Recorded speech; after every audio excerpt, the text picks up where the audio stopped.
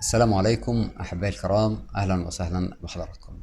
أنا عارف إن من أكتر اللحظات اللي بتحطم أي شخص بيعاني من الوسواس هي اللحظة اللي يفتكر إنه بدأ يشفى ويتعافى، لكن يلاقي نفسه فجأة راجع لنفس الأفكار بنفس الألم، كأن كل اللي عمله دوت راح. بس خليني أقولك من البداية حاجة بسيطة وعاوزك تركز معايا، وإنتي برضو عايزك تركزي معايا. اللي حصل دوت مش انتكاسة، اللي حصل دوت شيء طبيعي.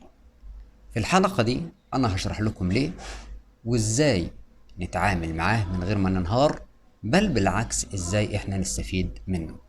أولا، ليه الوسواس بيرجع فجأة؟ خلونا نعرف إن أصلا الوسواس مش حالة ثابتة، هو بيعتمد على حالتك العصبية، النفسية وحتى الجسدية.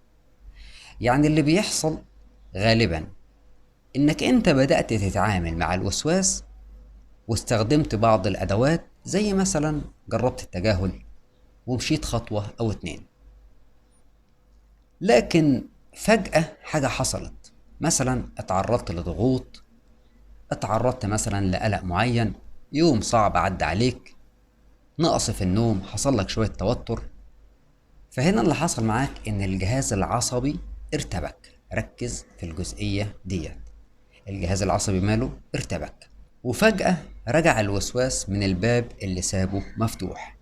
إن جهازك العصبي لما بيرتبك ده بيكون هنا مدخل من مداخل الوسواس. وده يخليني أقول لك ويخليني أقول لك إن الوسواس بيرجع لما بيحس إن فيه ضغط لحظي في جهازنا العصبي. ركزوا في الجزئية ديت، الوسواس بيرجع لما بيحس إن فيه ضغط إيه؟ ضغط لحظي، يعني حصل لك ضغط على جهازك العصبي في اللحظات ديت. بس بقولك من تاني، ده مش فشل منك ولا فشل منك، ده مجرد إشارة إنك محتاج تزود قوة ثباتك العصبي. لازم تكون جهازك العصبي ثابت ومش يتوتر في لحظات معينة من اللي انت بتمر بيها، زي ما قلنا كده قلة النوم أو شوية توتر حصلوا معاك. هو دوت اللي بيخلي معاك الوسواس ايه؟ يرجع تاني. تاني حاجة عاوز اقولها لك، اوعى تفسر الرجوع انه دليل فشل. اكتر حاجة بتخلي الناس تنهار وقت رجوع الوسواس هي انه يقول لنفسه خلاص يبقى انا كده ما عملتش حاجة، كل اللي انا عملته راح. وده اكبر خطأ، لان اللي حصل مش انك فشلت. افهم كده كويس، اللي حصل ان الوسواس بيختبرك بعد شوية تقدم. واحد يقول لي الوسواس بيختبرني، ايوه، يعني انت كل اللي بنيته موجود، لكن ايه اللي انت محتاجه في اللحظة دي؟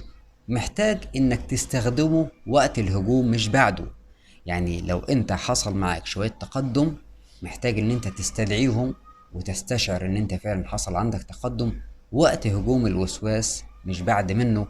لان دوت بيزود عزيمتك ويحسسك ان رغم ان الوسواس بيرجع تاني، الا ان التقدم اللي انا عملته ما راحش مني ولا حاجة.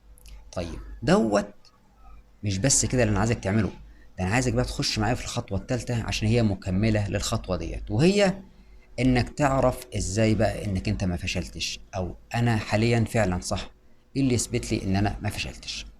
بص، لو الهجمه دي حصلت ورجعت لك فكره قديمه وسالت نفسك يا ترى انا ليه حاسس انها اقوى دلوقتي، مش هي بترجع لك اقوى من الاول؟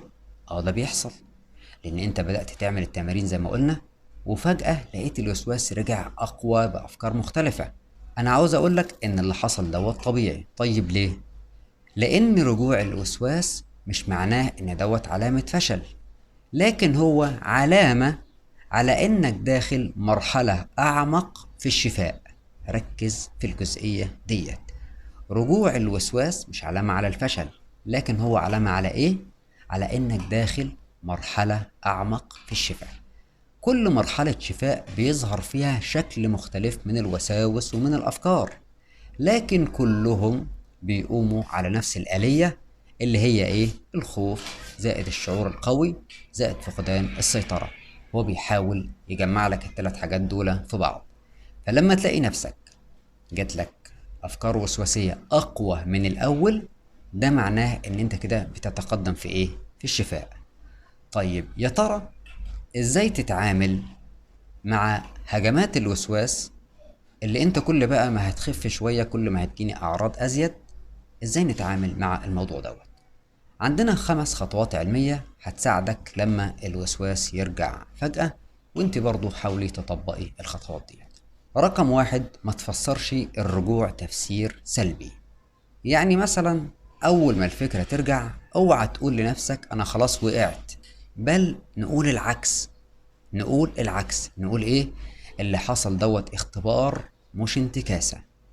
لازم نفهم كويس ان انا حاليا لما بديلك ادوات في الحلقة دي مش معناها ان انا بضحك على العقل ولا بسمعك كلمتين، بل فعلا اللي بقوله لك ده واقع. لازم تقول لنفسك ان انا ما وقعتش، بل بالعكس اللي حصل ده اختبار مش انتكاسة. لان هو فعلا اختبار من الوسواس مش انتكاسة، لكن انت اللي مفكر ان انت ايه؟ انتكست.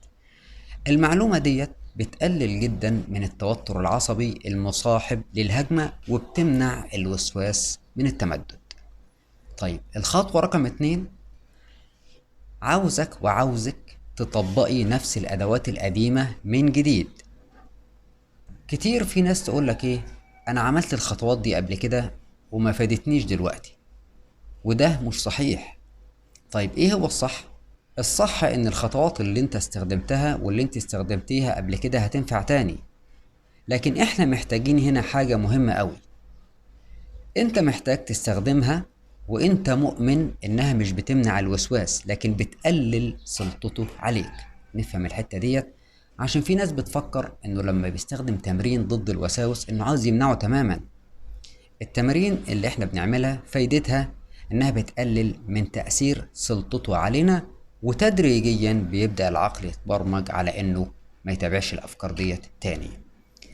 تالت خطوة نعملها، ما تستناش الشعور يتحسن قبل ما تتصرف. بمعنى انك انت مش محتاج تحس انك مرتاح علشان تبدأ تطبق التمارين والادوات زي التجاهل وغيره. انا عاوزك تبدأ حتى وانت مش قادر، انا عاوزك تبدأي حتى وانت خايفة. طيب ليه بنقوله كده؟ لان الفعل العلمي الصحيح هو اللي بيعدل الاحساس مش العكس. بمعنى الفعل العلمي اللي هي الادوات اللي انت بتعملها هي ديت اللي بتعدل احساسك. انت مش منتظر احساسك يتعدل عشان تقوم بالفعل العلمي، وهو دوت اللي انت مفروض تعمله واللي انت مفروض تطبقيه في حياتك اليومية. رابع خطوة معانا، ما تحكمش على نفسك من لحظة واحدة. ما تحكميش على تحسن حالتك من مرحلة او لحظة معينة بتمر بيها. ليه بنقول الكلام دوت؟ لأن لحظة الضعف مش هي حقيقتك أبدا، ولا هي حقيقتك أبدا، ولا هي الدليل اللي احنا بناخده على أساس إن احنا تقدمنا أو فشلنا في العلاج. لأن كل لحظة ضعف ممكن تكون باب للقوة أصلا لو أنت ما خليتهاش تهزمك. يعني عايزين نفهم إن العلاج مع الأفكار الوسواسية بيكون مش في خط مستقيم، ده هو طالع نازل طالع نازل. يعني مرة تتقدم على الوسواس ومرة هو يتقدم عليك. ما عندناش مشكلة، كأنها كده مباراة كرة قدم والفرقتين ده بيجيب جون وده بيجيب التعادل وهكذا. لكن أهم شيء في النهاية إنك أنت اللي تكسب المباراة بصبرك وبتكرار التمارين اللي أنت بتعملها، وإن إحنا نلاحظ ونتأكد إن كل لحظة ضعف إحنا بنمر بيها مالها بتكون باب للقوة لو ما خليناهاش تهزمنا. خامس خطوة والأخيرة، راقب الوسواس من بعيد. واللحظة ديت مهمة والخطوة ديت جميلة جدا لو قدرنا نطبقها صح. عاوزين نعرف ان مش لازم نتفاعل مع الافكار ومش لازم نقاومها ومش لازم نطمن نفسنا كل مرة، لان اوقات كتيرة السكوت مع المراقبة هو اللي بيساوي القوة. يعني ايه السكوت مع المراقبة؟ السكوت انك لما تهجم عليك الافكار الوسواسية انك ما تحاولش ترفضها، لكن اعمل ايه؟ كأني بالظبط كده بتفرج على مسلسل او على فيلم وانا اللي بشوف الاحداث بتاعته بدون ما يكون ليا ردة فعل. فكرة انك تفضل تراقب الافكار وانت مطنشها او سايبها تمر من خلالك ما عندكش فيها مشكلة، هو دوت اللي بنسميه السكوت مع المراقبة بيساوي القوة. ساعتها وفي اللحظات ديت العقل هيتعود على ايه؟ هيتعود على ان الفكرة بتيجي وتمشي من غير ما تتدخل كل مرة، او ان انت تدخل في حرب معاها رايح جاي وتفضل تهاجمها وتهاجمك. بل بالعكس، عاوزين نعود على عقلنا ان في حالة من السلام ما بيننا وما بين الافكار بتاعتنا، وان احنا مش كل مرة بندخل معاها في حرب. في النهاية عاوز أقول لكم إن رجوع الوسواس مش نهاية ومش فشل ولا حتى علامة خطر.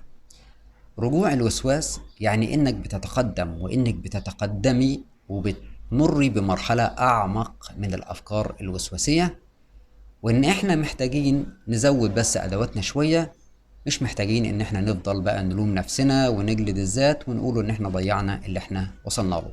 ودوت اللي يخليني اقول لكم ان كلنا بلا استثناء وكل الاشخاص اللي بتمر بالافكار الوسواسيه بيتعرضوا للحظات ديت، لكن الاهم من ده كله ان اللي بيعدي منها هو اللي بيعرف يتعامل معاها، مش اللي عمره بقى ما بيقع ويفضل يلوم نفسه ويجلد في ذاته. علشان كده ما عندكش مشكلة مرة تتقدم على الوسواس، مرة هو يتقدم عليك.